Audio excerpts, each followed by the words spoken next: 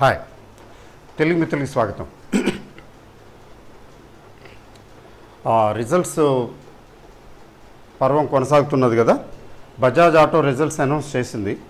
But ఏంటంటే as expected ఒక results ఏం బాగోలేదు. బజాజ్ ఆటో రిజల్ట్స్ ఏం బాగోలేదు. బట్ మార్కెట్ ముందుగానే ఎక్స్పెక్ట్ చేసింది దాని గురించి. అందుకని ఏంటంటే దాన్ని అంత సీరియస్గా తీసుకోవాల్సింది ఏం లేదు. ప్రాఫిట్స్ బజాజ్ ఆటోకి 53% డౌన్ అని రిపోర్ట్ వచ్చింది. That is one part. First ఏంటంటే ఈరోజు నేను ముందు మార్కెట్ గురించి కొంచెం మాట్లాడతాను. మార్కెట్ గురించి మాట్లాడిన తర్వాత ఈ రిటైల్ మార్ట్స్ గురించి కొంచెం మాట్లాడతాను. అంటే రిటైల్ మార్ట్స్ ఇప్పుడు ఆదిత్య బిర్లా ఫ్యాషన్ ఉంది కదా,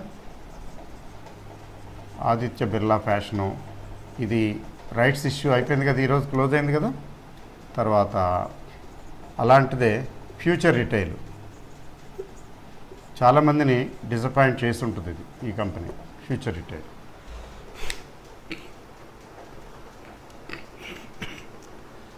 ఓకే అండి. ఫస్ట్ మార్కెట్ ఏంటంటే ఈరోజు జస్ట్ కొంచెం ఎట్లా చెప్పాలి, కొంచెం కరెక్షను, అంటే కరెక్షన్ కూడా కాదు, స్లైట్గా ప్రాఫిట్ బుకింగ్ వచ్చింది. అయితే రేపు సెటిల్మెంట్ కాబట్టి ప్రతి బుధవారం జనరల్గా వాలటైలిటీ ఉండనే ఉంటుంది. ఒక దగ్గర 100 పాయింట్ల దాకా తగ్గించి, అంటే మార్కెట్ని కొంచెం పడేయటానికి ప్రయత్నించారు కానీ వాళ్ళ వల్ల కాలేదు. 11,050 ఆ రేంజ్కి వచ్చినట్టుంది డౌను. మళ్ళీ అక్కడి నుంచి పికప్ అయ్యి మళ్ళీ 11,100 11,120 130 దాకా వెళ్ళిపోయింది. అంటే మార్కెట్లో స్ట్రెంగ్త్ ఇంకా ఉన్నది అని రుజువు చేస్తున్నది. కాబట్టి మార్కెట్లో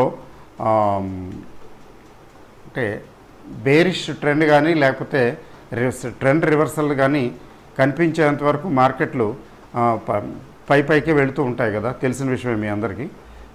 అయితే ఇది ఎంతవరకు వెళుతుందంటే కొంతమంది 11,250 అంటున్నారు. అదంతా చాలా దగ్గరలో ఉంది, ఇంకో 100 పాయింట్లే కదా. కొంతమంది అయితే 11,350, 11,450, 11,500 అని. మనం 11,500 వరకు వెళుతుంది అనుకుందాం. పెద్ద ఇది విశేషమేం లేదు. 500 పాయింట్లు అంటే ఇంకా 400 పాయింట్లు విశేషం లేదు. 350 పాయింట్లు లేదా వెళ్లకుండా తిరుగుముఖం పడుతుందో అది చూడాలి. We have to wait and see. ప్రస్తుతానికైతే మార్కెట్ స్ట్రాంగ్గానే ఉంది. అంటే మీకు 11,200 అంటే రేపు వీక్లీ సెటిల్మెంట్ కదా, దాని దృష్ట్యా చెప్తున్నాను. 11,000 11,200 రేంజ్లో ఉండే అవకాశం ఉంది రేపు. ఆల్రెడీ 11,100 ఉంది కదా, వెళితే 100 పాయింట్లు అటు అక్కడి నుంచి తిరగ కొట్టడానికి ప్రయత్నిస్తారు. జనరల్గా పెరగనివ్వరు, ఏం చెప్పలేములేండి. జనరల్గా పెరగనివ్వరు కానీ గట్టిగానే ఆపుతున్నారు. కాంట్రాక్ట్స్ ఎక్కువే ఉన్నాయి. కాల్ సైడ్ కాంట్రాక్ట్స్ గట్టిగా ఉన్నాయి. అంటే గట్టిగా డిటర్మిన్డ్గా ఉన్నారని అనిపిస్తున్నది. రేపు ఏమవుతుందో చూద్దాం. 11,200 దగ్గర రేపటి వరకు 11,200 దగ్గర మంచి స్ట్రాంగ్ రెసిస్టెన్స్ ఉంది. ఇటు డౌన్ సైడ్ అయితే 11,000 పుట్లు ఎక్కువ అన్నున్నాయి. 11,000 కాబట్టి 11,000 11,200 ఈ రేంజ్ ఉంది రేపటికి. అంటే జస్ట్ మనం మధ్యలో ఉన్నాం. 11,100 150 దగ్గర, 11,200కి దగ్గరగా ఉన్నాం మనం, 11,000 కంటే కూడా. సో ఇటు అటు మోకులేసి లాగుతూ ఉంటారు కదా, అటు వాళ్ళు లాగుతారు ఇటు వీళ్ళు లాగుతారు. ఇదో ఫుట్బాల్ గేమ్ లాగానే కదా. బంతిని అటు పంపించాలని వీళ్ళు చూస్తారు, బంతిని ఇటు వేయాలని పంపించాలని వాళ్ళు చూస్తారు. మామూలుగా ఇరు వర్గాలు. లెటస్ రేపు పెద్ద అంటే వాట్ ఐ కెన్ సే, ఈ వాలటైలిటీ ఎక్కువగా అంత ఉంటుందని నేను అనుకోవటం లేదు. బట్ అయితే ఏంటంటే ఈరోజు మార్కెట్ తగ్గింది తక్కువే కానీ వాలటైలిటీ ఇండెక్స్ మాత్రం దాదాపు 2% పెరిగింది. పెరిగిందా తగ్గిందా? సారీ, తగ్గితే మంచిదే, శుభసూచకమే. సారీ, సబ్జెక్టు కరెక్షన్ నాకు గుర్తు రావటం లేదు. పెరిగిందో తగ్గిందో మొత్తానికి 2%. వాలటాలిటీ తగ్గితే మాత్రం తగ్గి ఉంటే మాత్రం it's a good news, good thing. ఎందుకంటే వాలటాలిటీ తగ్గి ఉంటే ఆ మేరకు మార్కెట్ స్ట్రాంగ్గా ఉన్నట్టే లెక్క. వాలటాలిటీ ఇండెక్స్ పెరిగిందంటే మాత్రం కొద్దిగా జాగ్రత్తగా ఉండాలి అని. వాలటాలిటీ పెరుగుతుంది, దాంతోపాటు స్వింగ్ అటు ఇటు ఎక్కువ ఉంటుంది. ఈరోజు వచ్చింది ఒక 100 పాయింట్లకి, అంతకన్నా ఎక్కువ వస్తుందని మరి అనుకోనక్కర్లేదు. సరే, మార్కెట్ సంబంధించింది అది. నెక్స్ట్ ఈ ఇప్పుడు ఎట్లా అంటే రైట్స్ ఇష్యూలు కానీ, తర్వాత మరి పబ్లిక్ ఇష్యూస్, వీటన్నిటికీ సంబరం కదా రైట్స్ ఇష్యూ మేళా. ఎందుకు రైట్స్ ఇష్యూ అంటే ఇంతకుముందు చెప్పున్నాను, దాని గురించి మళ్ళీ చెప్పక్కర్లేదు. ఎందుకంటే కంపెనీలకి డబ్బులు కావాలి, కొంచెం డెట్ బర్డన్ ఉన్నది, డెట్ సర్వీసింగ్ ప్రాబ్లముగా ఉన్న కంపెనీలు మళ్ళీ అప్పుకి వెళ్ళినా ఎవరో అప్పు ఎవరు. దానివల్ల ఏంటంటే షేర్ హోల్డర్నే బాదుతారు. రండి మనం అందరం కలిపి వేసుకుని మళ్ళీ వ్యాపారం చేసుకుందాం, మీకు తక్కువకి ఇస్తాంలే, మార్కెట్ ప్రైస్ కంటే తక్కువకి ఇస్తాంలే అని. ఆ నేపథ్యంలో చూసారా మీరు ఆదిత్య బిర్లా ఫ్యాషన్ చూసారా? ఆదిత్య బిర్లా ఫ్యాషన్ ఈరోజు క్లోజ్ అయిపోయింది రైట్స్ ఇష్యూ. ఇది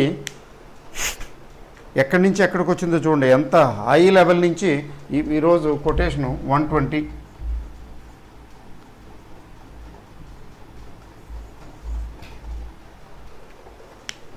రెండు మూడు సంవత్సరాల కిందటైతే ఆదిత్య బిర్లా ఫ్యాషన్ కొనుక్కోండి, ఆదిత్య బిర్లా ఫ్యాషన్ ఎందుకు, లాస్ట్ దీపావళికి కూడా ఆదిత్య బిర్లా ఫ్యాషన్ కొనుక్కోండి అని చెప్పిన వాళ్ళే ఉన్నారు.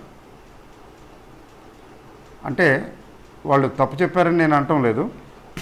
తర్వాత కంపెనీ ఫండమెంటల్స్ లేని కంపెనీ అని నేను అనటంలా, ఎందుకంటే ఆదిత్య బిర్లా గ్రూపు.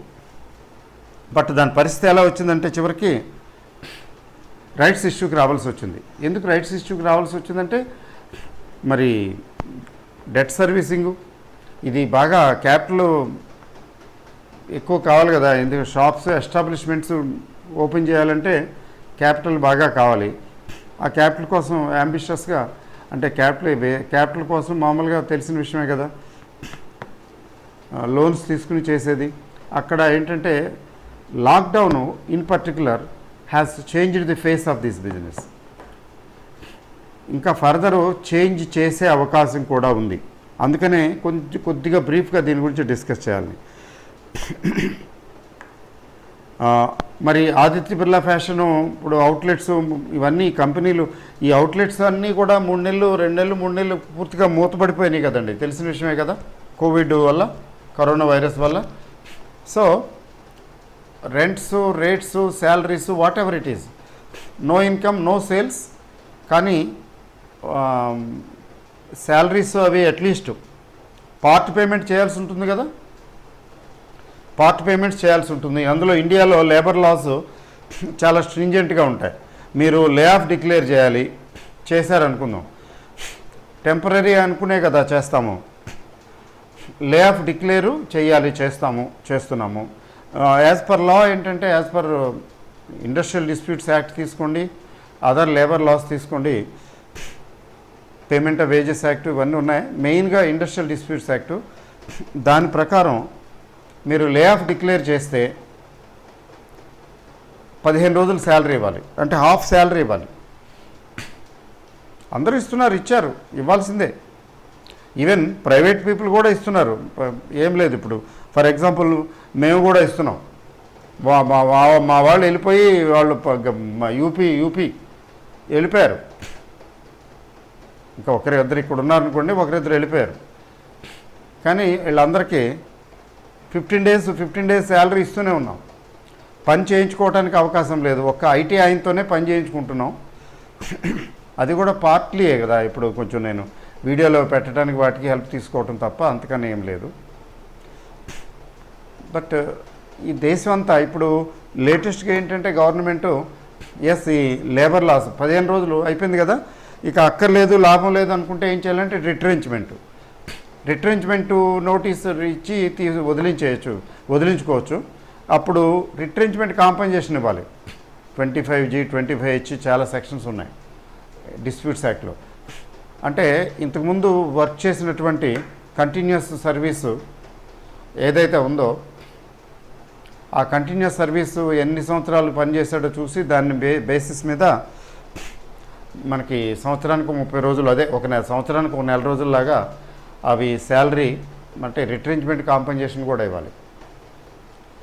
ఇప్పుడు ఏం చేస్తున్నారంటే ఇప్పుడు తప్పదు, ఇప్పుడు లేబర్ లాస్ కొంచెం మార్చాలి. అంటే హైర్ అండ్ ఫైర్, మీరు హైర్ చేయొచ్చు, టెంపరీగా కావాలనుకుంటే ఎప్పుడు కావాలంటే అప్పుడు ఫైర్ చేయొచ్చు. ఈ ఈ ఈ రకమైనటువంటి సోషల్ వెల్ఫేర్ మెజర్స్ ఇక్కడ ఉండవు. అయితే ట్రేడ్ యూనియన్స్ అపోజ్ చేస్తాయా ఏం చేస్తాయనో చూడాలి. ఇప్పుడు అమెరికా లాంటి దేశాల్లో ఏముందంటే హైర్ అండ్ ఫైరే. పొద్దున్నే వెళ్ళగానే పింక్ కవర్ ఏదో చెప్తారు, పింకే అనుకుంటా, మీ టేబుల్ మీద కనబడిందంటే ఏంటంటే సైలెంట్గా బాబు నీ పని అయిపోయింది, నీకు ఇంకా నువ్వు వేరే ఎక్కడైనా పని చూసుకోమని చెప్పడం. అంత షార్ట్ నోటీస్లో అమెరికాలో పంపించేస్తారు, నో కాంప్రమైజ్. కావాల్సిన అన్నాళ్ళు పని చేయించుకుంటారు, అవసరం లేని నో అని చెప్పేస్తారు. ఇక్కడ అదే అప్పుడు మన ఇండియన్ మ్యారేజెస్కిను ఫారిన్ మ్యారేజెస్కి డిఫరెన్స్ లేదండి. ఫారిన్ కంట్రీస్ ముఖ్యంగా యూరోప్, అమెరికా లాంటి చోట మ్యారేజెస్కిను మన ఇండియన్ మ్యారేజెస్కి కొంచెం డిఫరెన్స్ ఉంది. ఇప్పుడు అదే డిఫరెన్స్ తగ్గిపోతున్నది అనుకోండి. మ్యారేజ్ అంటే మనం పర్మనెంట్గా ఆలోచిస్తాం, పర్మనెంట్ ఒక బంధంలాగా. అసలు హిందూ ఇదైతే మ్యారేజ్ ఈజ్ ఎ సాక్రోసాంక్ట్ అంటారు,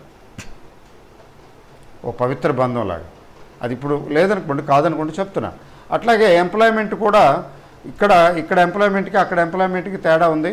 బట్ ఇప్పుడు మారుతున్న పరిస్థితులను బట్టి ఏంటంటే హైర్ అండ్ ఫైర్ పాలసీ తప్పదు. Government is forced to go for amendments, అది చేస్తుంది త్వరలో. అయితే ఈ కరోనా వైరస్ వల్ల దెబ్బతిన్న ఇండస్ట్రీస్ ఏమున్నాయి అంటే వన్ ఆఫ్ ది ఇండస్ట్రీస్లో మెయిన్ రిటైల్ మార్ట్స్ అంటే ఈ బిగ్ బజార్, ఇవన్నీ ఈ టైపు. ఈ బిగ్ బజార్ తెలిసిన విషయమే కదా, బిగ్ బజార్ చాలా ఫేమస్. ఎందుకంటే కిషోర్ బియానీ గారు, దాని గురించి కూడా కొంచెం 2 ముక్కలు చెప్తానండి. సో ఇవి మూతపడిపోయినాయి. కోర్స్ ప్రస్తుతం మోరటోరియం ఉందనుకోండి, ఇన్స్టాల్మెంట్స్ వీళ్ళు అందరూ అప్పులు చేసి బిజినెస్ చేస్తారు కదా, ఇన్స్టాల్మెంట్స్ పే చేయడానికి మోరటోరియం ఉంది. ఈ మోరటోరియం మరి కొంతకాలం ఎక్స్టెండ్ చేస్తారేమో. దీని తాలూకు ఇంపాక్ట్ ఒకసారి వచ్చి పడుతుంది కదా. మోరటోరియం ఎత్తేసిన వెంటనే మరి షాపులు అవన్నీ ఎలాగో ఓపెన్ చేస్తారు, మోరటోరియం ఎత్తేసేసామంటారు. రెండబ్బాయి మీది ఇంత డ్యూ ఉందో అంత డ్యూ ఉంది, కట్టండి అబ్బాయి అంటారు. వీళ్ళేమి చేతులు ఎత్తేసేవాళ్ళు కొంతమంది, కొద్దిగా కట్టేవాళ్ళు కొంతమంది, డిఫాల్టర్స్ ఎంతమంది తేల్తారు, కొంతమంది తట్టుకోలేని పరిస్థితిలోకి వచ్చేస్తారేమో. ఇవన్నీ చాలా ఉంది, చాలా తతంగా ఉంది, చూసుకోవాలి. కొన్ని ఇండస్ట్రీస్, ముఖ్యంగా ఈ industry this is also rotten, this is also affected very much. మరి హాస్పిటాలిటీ ఇండస్ట్రీ తీసుకోండి, హోటల్స్, రెస్టారెంట్స్ టైపు, తర్వాత బోర్డింగ్ లాడ్జింగ్ ఫెసిలిటీస్ ప్రొవైడ్ చేసే lodges, star hotels type business, చిన్న పెద్ద అన్నీ ఎఫెక్టెడే. కాకపోతే మనం ఎక్కడ చూస్తున్నామంటే స్టాక్ మార్కెట్లో కొటేషన్స్, ట్రేడ్ అయ్యేటటువంటి కంపెనీలు గురించి చూస్తున్నాం. అంటే పెద్ద సంస్థలు అని అర్థం. స్టాక్ మార్కెట్లో కొటేషన్ వస్తున్నది అంటే, బాట్ అండ్ సోల్డ్ జరుగుతున్నదంటే అవి పెద్ద కంపెనీలు అని అర్థం. వాటన్నిటి పరిస్థితి ఏంటి? సో ఇది కూడా ఈరోజు ఈ ఇండస్ట్రీ గురించి కొంచెం మాట్లాడతాను. ఇది ఆల్రెడీ రైట్స్ ఇష్యూకి వచ్చేసిందండి. ఎక్కడి నుంచి ఎక్కడికి తగ్గిందో చెప్పండి. 120 ఉంది ఇప్పుడు. మరి ఒకప్పుడు హై అంతా, దీని హై చెక్ చేయలేదనుకుంటా నేను, చాలా ఉంది, ఇది చాలా హై రేటు. ఇప్పుడు ఏం లాభం అంటే ఇప్పుడు 110కో ఏమో రైట్స్ ఇష్యూ వచ్చినట్టుంది. రేపటి నుంచి ఏమవుతుందో చూడాలి. మరి రైట్స్ ఇష్యూ ఉన్నప్పుడు కొంచెం మెయింటైన్ చేస్తారు కదండి, మరి పడిపోకుండా ట్రై చేస్తారు కదా. అదేదో ఉందిలేండి, దాని పద్ధతి ఉంది, దాని ప్రకారం ఏదో మెయింటైన్ చేస్తారు. రైట్స్ ఇష్యూ ఈరోజు క్లోజ్ అయిపోయింది, రేపటి నుంచి ఏం చేస్తారో తెలియదు. అయితే మార్కెట్ కొంచెం బాగానే ఉంది కాబట్టి కొంచెం ఉంటుందేమో. మార్కెట్లో కరెక్షన్ వచ్చినప్పుడు they will take a big toll. ఒకటి. ఇవి 3-4 మంత్స్ క్లోజ్ అవటం, 3-4 మంత్స్ క్లోజ్ అవటం దాని ఇంపాక్ట్ 2-3 రకాలుగా ఉంటుంది. ఒకటి, శాలరీసు, రెంట్స్, రేట్స్ వగేరా పే చేయాలి సగమైనా కానీ. రెంట్స్ అయితే బహుశా సగానికి ఒప్పుకోరేమో ల్యాండ్ లార్డ్స్. శాలరీస్ మాత్రం సగం పే చేయాలి కదా. That is a cost with no activity. Number 2, వీళ్ళు పెట్టుకుని వీళ్ళ స్టాక్స్ ఏమవుతున్నాయి. స్టాక్స్ పుచ్చిపోయే కుళ్ళిపోయే 2 నెలలు 3 నెలలు అలా వదిలేస్తే పుచ్చిపోయి కుళ్ళిపోయే ఉండవండి, అన్నీ ఒకలా ఉండవు కదా. అంటే డ్యామేజీ ఎంత డ్యామేజీ, ఒక్క షాపు 2 షాపులు కాదు, మల్టిపుల్ షాప్స్ ఉన్న చోట ఆ డ్యామేజ్ ఎంత ఎక్కువ ఉండి ఉంటుంది. The extent of damage second aspect. అక్కడ ఉన్న సరుకులు పాడైపోవటం, కూర్చోబెట్టి జీతాలు, అద్దులు వగేరా ఎలక్ట్రిసిటీ బిల్లు వగేరా పే చేయటం, రెంట్స్ రేట్స్ పే చేయటం. 3, పెరిగిపోతున్న అప్పుల భారం, interest payment, interest burden. Activity లేకుండా ఇన్స్టాల్మెంట్ పే చేయాలి, ఇంట్రెస్ట్లు పే చేయాలి. అంటే 3 ప్రాంగ్డ్ అటాక్ అన్నమాట వీటి మీద. ఏంటి పరిస్థితి ఎలా ఉంటుంది? 1 రోజు 2 రోజులు పర్వాలేదు, నెల 2 నెలలు పర్వాలేదు, ఆల్రెడీ 3-4 మంత్స్ అయిపోయింది. 3-4 మంత్స్ అయిపోయింది. ఇంకా చెప్పాలంటే ఇంకో 3-4 మంత్స్ కుంటి నడక నడుస్తాయి. అంటే ఫుల్ ఫ్లెడ్జ్డ్గా ఏమీ ఇంకా చెప్పలేం కదా. ఇప్పటికీను అదిగో వ్యాక్సిన్, ఇదిగో వ్యాక్సిన్ అంటున్నారు, రోజు నోరు ఊరిస్తున్నారు కానీ అంత తేలిక వ్యాక్సిన్ రావడానికి కనీసం ఇంకొక నెల 2 నెలలు, అసలు డిసెంబర్ లోపు రాదని చాలామంది అంటున్నారు. ఎవరు చేసినా, ఒకవేళ ఇంగ్లాండ్ వాళ్ళు కనిపెట్టినా ఇంగ్లాండ్ వాళ్ళది ఇండియాకి సూట్ అవుతుందనే గ్యారంటీ మాత్రం లేదండి. ఇండియా వాళ్ళ కోసం వ్యాక్సిన్ తయారు చేసుకోవటమే ఉత్తమం. మన వ్యాక్సిన్లే మనకు పనిచేస్తాయి, బయట రష్యాలో తయారు చేసిన వ్యాక్సిన్ మనకు పనిచేస్తుందని గ్యారంటీ లేదు. కాకపోతే ఊరికే ఎక్స్పెరిమెంట్ చేయటమే. Okay, so take another 3 months at least. అంటే ఈ అనదర్ 3 monthsలో కూడా యాక్టివిటీ కొద్దిగానే, అసలు మామూలుగానే మొబైల్లోని వాటిలోని వాళ్ళే చెప్తున్నారు, ఎంత అవసరమైతే తప్ప బయటికి వెళ్ళకండి, ఊరికే వ్యాప్తి చెందుతుంది, గాలిలోంచి వచ్చేస్తున్నది మీకు కరోనా వైరస్ అని చెప్తుంటే, ఎంతో అబ్సల్యూట్లీ నెసరీ పొట్ట చేత్తో పట్టుకున్న వాళ్ళు, తప్పదు అనుకున్న వాళ్ళు వెళ్తారు కానీ అందరూ వెళ్తున్నారండి. ఇప్పుడు చాలామంది వెళ్ళటం లేదు కదా. నేను బయటికి వెళ్ళి ఎంతకాలం అయిందో, ఇక్కడిక్కడే చాలా దగ్గర, with in the radius of ఒక 500 meters, అలా 200 meters 500 meters ఇలా ఉంటే మరి కన్జంప్షన్ ఎక్కడ ఉంటుందండి, సేల్స్ ఎక్కడుంటాయి? వీళ్ళు ఓపెన్ చేసి కూర్చున్నా కానీ రిటైల్ మార్ట్స్, కస్టమర్స్ రావాలి కదండి. చూసారా? So these are in doldrums. అయితే వీటిలో ఇన్వెస్ట్మెంట్ ఉంది, ఏం చేయాలి? అయితే ఫర్ ది టైం బీయింగ్ ఇప్పుడు అమ్మి లాసులు బుక్ చేసుకోవక్కర్లేదు, దీనికి టైం పడుతుంది, వెయిట్ చేయండి. సాధ్యమైనంత వరకు నిలదొక్కుంటాయి over a period of time, ఎక్కువ టైం పడుతుంది రికవర్ అవడానికి. అయితే కొన్ని పోవచ్చు కూడా, అడ్డంగా పోతే ఇంక ఫినిషే. ఇప్పుడు కిషోర్ బియానీ గారి స్టోరీ చూడండి. Kishore Biyani very ambitious person అని ఇండస్ట్రీలో పేరుంది. ఆయన ఫ్యూచర్ గ్రూపు అధినేత. మరి 2016లో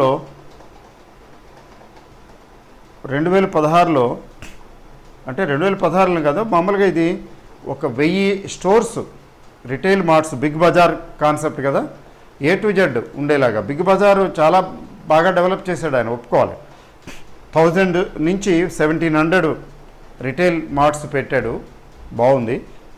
కొంచెం ఓవర్ అంబిషియస్. ఎక్స్పాన్షన్ చేయడానికి మరి అప్పు కావాలి కదండి, గబా అప్పు దొరుకుతుంది కదా అని గబగబా ఎక్స్పాన్షన్కి వెళ్ళిపోయి అప్పు తీసుకుని ఎక్స్పాన్షన్ చేసేసి షాపులు ప్రపంచం అంతా దేశం అంతా ఉండాలని పెట్టేశాడు. అయితే ఫైనల్గా ఏం జరిగింది?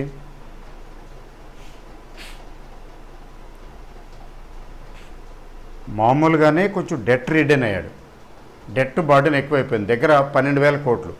ఫ్యూచర్ రిటైల్ గురించి చెప్తున్నాను నేను, ఈ ఫ్యూచర్ గ్రూప్ గురించి. 12,000 కోట్లు అంటే 11,000 కోట్లు ఎంతో వీళ్ళ మార్కెట్ క్యాపిటలైజేషన్ అయితే, వీళ్ళ గ్రూపు కంపెనీల నెట్వర్త్ టోటల్ మార్కెట్ క్యాపిటలైజేషన్ 11,000 చిల్లర అయితే, 11,000 కోట్లు చిల్లర అయితే 12,000 కోట్లు పైగా ఇది ఉంది, అప్పే ఉంది. చెప్పండి, ఇంకా మొత్తం కంపెనీలు అన్నిటి విలువ కంటే కూడా అప్పు ఎక్కువ ఉంది. తర్వాత ఆ మధ్యన రిలయన్స్ ఇండస్ట్రీస్ అనుకుంటాను కొంటారని ఒక వదంతి వచ్చింది, మళ్ళీ ఎక్కడికో వెళ్ళిపోయింది. ఆ రిలయన్స్ ఇండస్ట్రీ అంత తేలిక కొనేస్తాడా?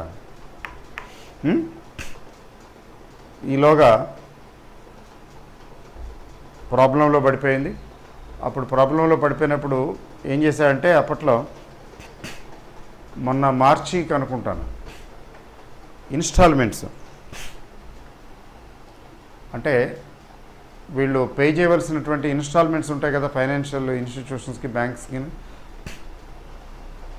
అక్కడ డిఫాల్ట్ అయిపోవడం కూడా జరిగింది. ఎప్పుడైతే డిఫాల్ట్ సిచ్యువేషన్ వచ్చిందో షేర్ ప్రైసెస్ ఫటా కుప్పకూలిపోతాయి కదా. ఓ పక్కన షేర్ ప్రైసెస్ కుప్పకూలిపోవడం. ఐ థింక్ 400 పైగా ఉండేది ఒకసారి దగ్గర 100 ఆ రేంజ్కి వచ్చేసింది. ఇవాళ ఎంత ఉందంటే ఫ్యూచర్ రిటైల్ 106 రూపాయలు. ఇది 80-85 వరకు రావచ్చేమో. బట్ 80 కంటే దిగువకు వస్తే మాత్రం దీన్ని ఎవరూ రక్షించలేరు. ఎంతో సీరియస్, సంథింగ్ వెరీ సీరియస్ అయి ఉండాలి, అప్పుడు మాత్రమే 80కి దిగువకు వస్తుంది. అప్పుడు ఇంకా చేతులు ఎత్తేసి దండం పెట్టేసి బయటకు వచ్చేయటం, అలాంటి పరిస్థితి. రాకపోవచ్చు 80కి చెప్తున్నా. సో వీళ్ళు వరుస పెట్టి ప్రమోటర్స్ స్టాక్స్ ప్లెడ్జ్ చేయటం మొదలుపెట్టేశారు.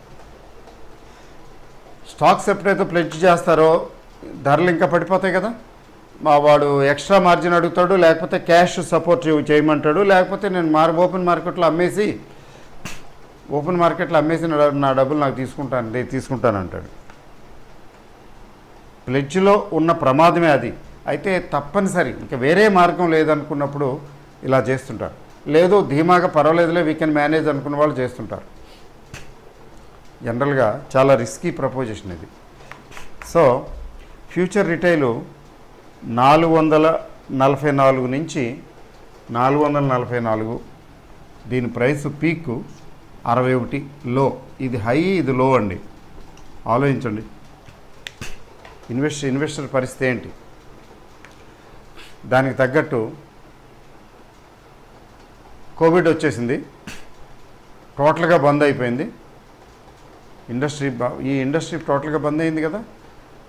దాంతో ఇట్ యాడెడ్ పెయిన్ ఫర్దర్. అసలే ఇన్స్టాల్మెంట్ కట్టలేని పరిస్థితిలో ఉంటే లోన్ రీపేమెంటు, ఇన్స్టాల్మెంట్లు, ఇంట్రెస్ట్ పేమెంట్స్ కష్టంగా ఉంటే కోవిడ్ వచ్చి పడిపోయింది. Everything has come to a grinding halt. అయితే వీళ్ళు కూడా రైట్స్ ఇష్యూకి ప్లాన్ చేస్తున్నారు. రైట్స్ ఇష్యూ అండి, ఏమి అంతగా నడవకపోతే ఎవరో ఒకళ్ళు రీకన్స్ట్రక్షన్ అవుతుంది, లేకపోతే somebody will take over, that's a different issue. కానీ షేర్ హోల్డర్కి ఎంత వస్తుంది అట్లాంటి పరిస్థితుల్లో, that's a big question. So వీళ్ళు రైట్స్ ఇష్యూకి ప్లాన్ చేస్తున్నారు వీళ్ళు కూడా. అంటే ఇట్లా ఖాయిలా పడ్డవాళ్ళు, ఇంకా అయిపోయింది, ఇంకా వేరే మార్గం లేదనుకున్న వాళ్ళు కూడా చాలామంది రైట్స్కి వస్తున్నారు, రైట్స్ ఇష్యూకి వస్తున్నారు. అందుకని మార్కెట్లు ఈ రైట్స్ ఇష్యూల కోసమని అనండి, ఇంకోటి అనండి, మార్కెట్లు మెయింటైన్ చేస్తున్నారు, చక్కగా భయం అవుతున్నది కదా. మార్కెట్కి పెరగటానికైతే మంచి రీజన్స్ ఏమి లేవు, కానీ మార్కెట్ పెరుగుతున్నది కదా. So because of all these things like rights issues అవి ఇవి ఉన్నాయి కదా. గవర్నమెంట్ సపోర్ట్ కూడా ఉంది. Government also doesn't want the markets to fall. అట్లా ఆర్టిఫిషియల్గా ఎప్పుడైనా ఊతం ఇస్తే, నిలబెట్టడానికి ప్రయత్నిస్తే అంతకంత ఎక్కువ మొమెంటం తోటి పడిపోతాయి మార్కెట్లు. అయితే ప్రస్తుతానికి మార్కెట్లు స్ట్రాంగ్గానే ఉన్నాయి కదండి, ప్రస్తుతానికి స్ట్రాంగ్గానే ఉన్నాయి. బట్ ఏ క్షణాన ఎప్పుడు కరెక్షన్ వస్తుందో తెలీదు. అది కూడా ఇది this is the last leg of this, దీన్ని ఏమంటాం మనం, మార్కెట్ పెరుగుతున్నది కదా, last leg of rise. So ఈ లాస్ట్ లెగ్ ఆఫ్ రైజ్ కొద్దిగా వేడిగా వాడిగానే ఉంటుంది. కాబట్టి 11,000 వచ్చేసింది. 11,000 నుంచి ఇక్కడ 11,000 దగ్గర ఆగుతుందని నేను అనుకోవటం లేదు. 11,000 నుంచి మధ్యలో కొంచెం కాస్త కరెక్షన్ వచ్చిన ఆగినా, చిన్న కరెక్షన్స్ లాంటివి అనిపించినా 11,250, 11,500 వైపు ప్రయాణం చేస్తుంది ఇది. ఎందుకంటే లాస్ట్ ఫేజ్లో తీక్షణత బాగానే ఉంటుంది. అది చూసారా, మార్కెట్లు అసలు ఎప్పుడు సెల్లరే కనిపించడం లేదు మార్కెట్లో.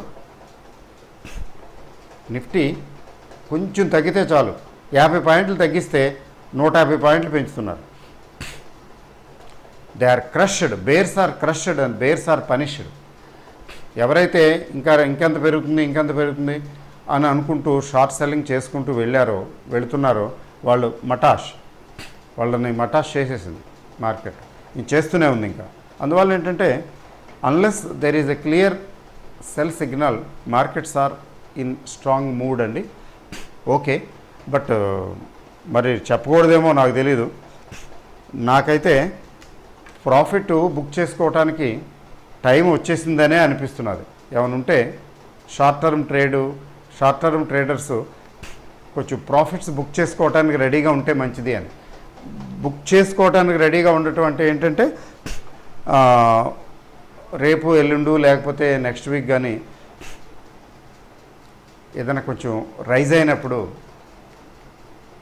చక్కగా ప్రాఫిట్స్ బుక్ చేసుకుని బయటకు వస్తే బాగుంటుందేమో అనిపిస్తుంది. అది ఎవరి ఇష్టం వాళ్ళదనుకోండి. బట్ అది మార్కెట్కి సంబంధించిన సమాచారం.